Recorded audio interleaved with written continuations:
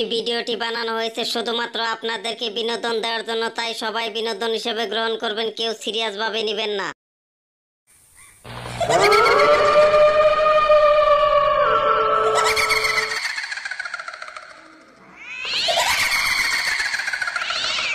আজকে কি ডেমোক্রেসি ভারতবর্ষে আছে?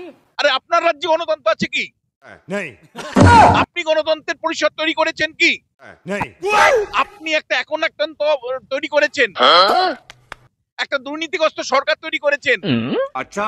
এবং একদম পরিষ্কার আপনি হলো একটা স্বৈরাচারী একটা অবস্থান তৈরি করেছেন।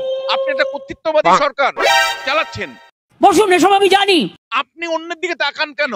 বেস্ট করেছি, যা করার আছে করে নি। আপনি যে রাজ্যটা চালাচ্ছেন সেখানে সামান্যতম গণতন্ত্রের পরিসর নেই, সেখানে কোনো নির্বাচনের লেভেল প্লেইং গ্রাউন্ড নেই। ঠিক বলেছো।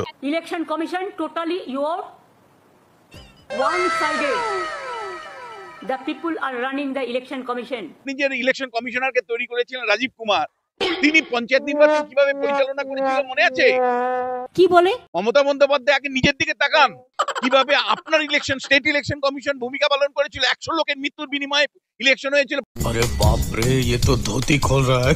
50% আসন বিনা প্রতিদ্বন্দ্বিতায় জিতেছিল। আপনি বিরোধীদেরকে প্রার্থী দিতে দেননি।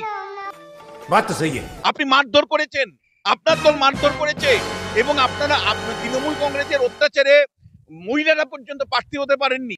বলেন কি? টোটালটা গদি মিডিয়া হয়ে গেছে।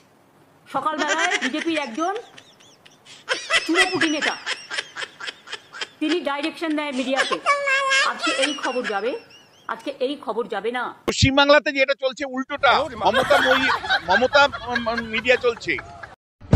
পশ্চিমবাংলাতে মমতা মিডিয়া চলছে, তৃণমূল মিডিয়া চলছে। সত্যি 100% সত্যি। বাংলাকে নিয়ে তো অনেক কথা বলেন।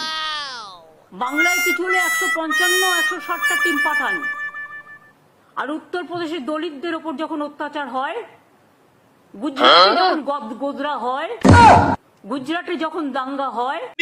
ইউসুফ পাঠানকে গুজরাট থেকে এনেছেন, আপনি আবার গুজরাট নিয়ে বলছেন।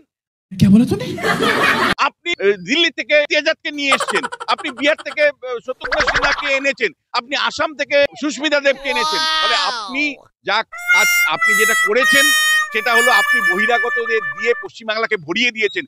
কি বলছিস তুই? আপনি যখন বক্তৃতা করেন তখন 50% হিন্দিতে বলেন কেন? আপনি বাঙালি হয়ে মুখ্যমন্ত্রী হয়ে হিন্দিতে কথা বলেন কেন?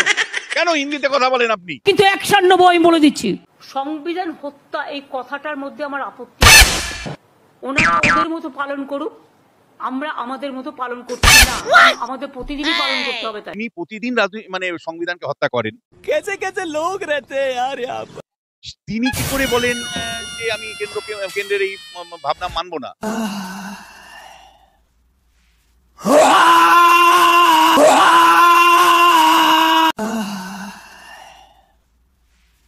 প্রতিদিন তারা গণতন্ত্রকে হত্যা করছে। সংবিধান হত্যাকারী যদি কোনো একটা রাজনৈতিক দল হয়, অবশ্যই তৃণমূল তার মধ্যে থাকবে।